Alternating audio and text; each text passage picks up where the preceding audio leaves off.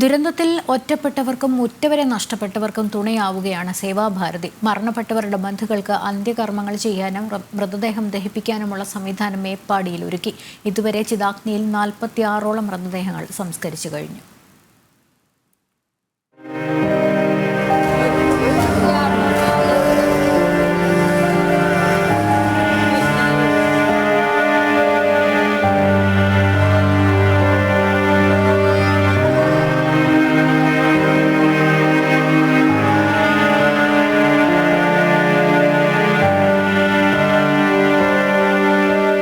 കണ്ണീരോടെയല്ലാതെ ഇവിടെ നിൽക്കുവാൻ ഒരാൾക്കും കഴിയില്ല.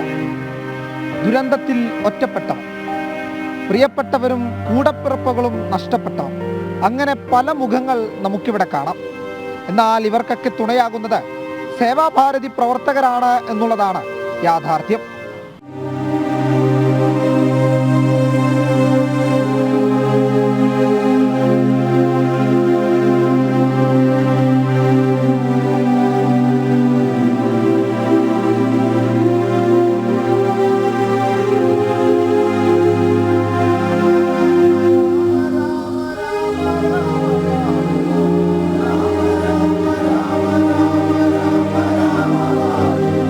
സംഘടനാപരമായിട്ട് വിളിച്ചപ്പോൾ ഇവിടെ വരുന്ന കാഴ്ച ധാരാളം ബോഡികൾ ഇങ്ങനെ വന്ന് കിടക്കുകയാണ്. ഇപ്പോൾ സംസ്കരിക്കാനുള്ള സൗകര്യമില്ല, കുറവ്, അതുപോലെ വേണ്ടത്ര മറ്റ് സൗകര്യങ്ങളില്ല. നമ്മൾ ജീവിതത്തിൽ ഇന്ന് വരെ അനുഭവിക്കാത്ത ഒരു വലിയ ദുഃഖഭാരത്തോടു കൂടി ഇത്രയും സഹജീവികളെ ധാരാളം ഇത്തരം സാഹചര്യങ്ങൾ നേരിട്ടുണ്ടെങ്കിലും ഇത്ര ഭീകരമായൊരവസ്ഥ ജീവിതത്തിൽ ആദ്യമായിട്ടാണ് ഞങ്ങളൊക്കെ നേരിടുന്നത്.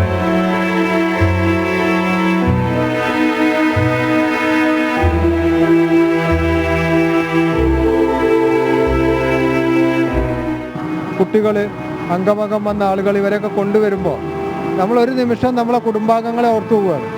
വളരെ വലിയ വിങ്ങലോടുകൂടി കഴിഞ്ഞ 2-3 ദിവസങ്ങളായിട്ട് രാവും പകലും ഇവിടുത്തെ സംസ്കരണ പ്രക്രിയയിൽ പങ്കാളികളായിക്കൊണ്ടിരിക്കുകയാണ്. നിരവധി ആളുകൾ, നിരവധി പ്രവർത്തകർ, സേവാഭാരതി പ്രവർത്തകർ, ഏകദേശം 12ഓളം യൂണിറ്റുകൾ യഥാസമയവും ഒരു തടസ്സവും കൂടാതെ വരുന്ന ബോഡികൾ സംസ്കരിച്ച് എല്ലാ ആചാര മര്യാദകളോടും കൂടി സംസ്കരിച്ചുകൊണ്ടിരിക്കുകയാണ്. എന്നിരുന്നാലും ഇനിയൊരു ബോഡി വരരുത് എന്ന പ്രാർത്ഥനയിലാണ് ഞങ്ങൾ ഓരോ നിമിഷവും ഇവിടെ ഇരിക്കുന്നത്.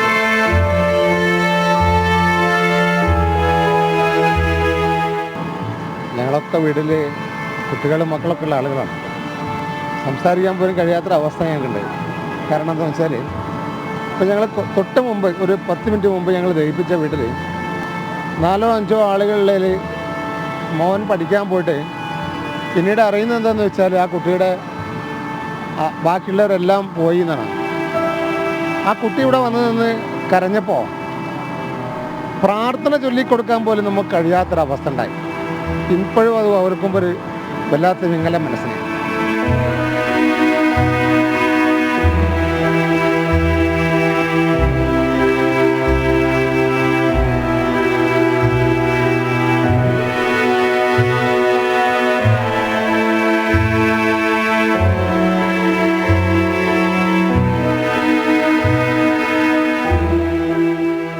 ഇത് നമ്മൾ ചെയ്യണം, അല്ലാതെ മറ്റൊരാളത് ചെയ്യാനില്ല എന്നൊരു കാഴ്ചപ്പാട് കൊണ്ട് നമ്മളിത് ചെയ്തുകൊണ്ടിരിക്കുന്നതാണ്.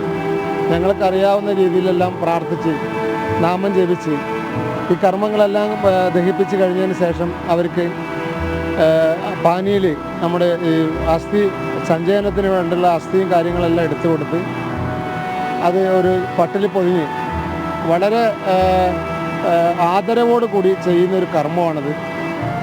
ഞങ്ങളെല്ലാം ഈ ദുഃഖത്തിൽ, അങ്ങേയറ്റം ദുഃഖത്തിലാണ്.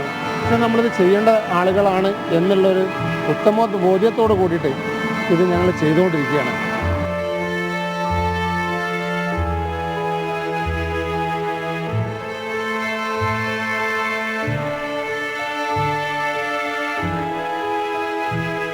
ഇപ്പം ഇന്നലെ നമ്മൾ 5 വയസ്സുള്ളൊരു കുട്ടീനെ ദഹിപ്പിച്ചു, 8 വയസ്സുള്ളൊരു കുട്ടീനെ ദഹിപ്പിച്ചു.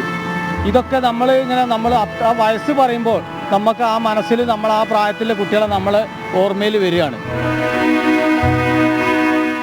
പിന്നെ ബാക്കിൽ കത്തുന്ന ചിത ഒരു അമ്മേൻ്റെയും ഒരു കുട്ടീൻ്റെയും ബോഡിയാണ്. അമ്മേൻ്റെ അപ്പുറത്തെ കത്തുമ്പോൾ ഇപ്പുറത്ത് ഇതാ ഒരു കുട്ടീൻ്റെ അതിൻ്റെ കുട്ടീൻ്റെ കത്തിക്കൊണ്ടിരിക്കുകയാണ്.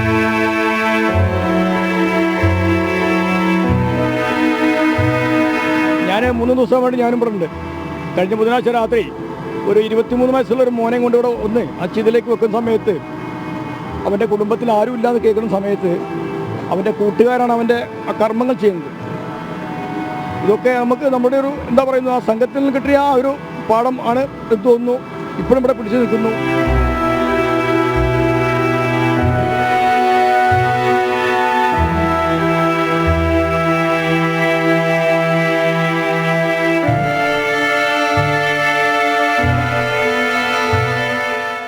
എത്ര കണ്ട് അഭിനന്ദിച്ചാലും മതിയാകില്ല.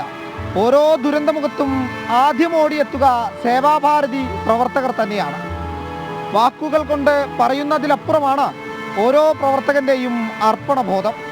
പ്രശോഭ് കുറ്റിയിലും ഒ പ്രശോഭിനുമൊപ്പം വി സോണൽ കൃഷ്ണ, ജനം, വയനാട്.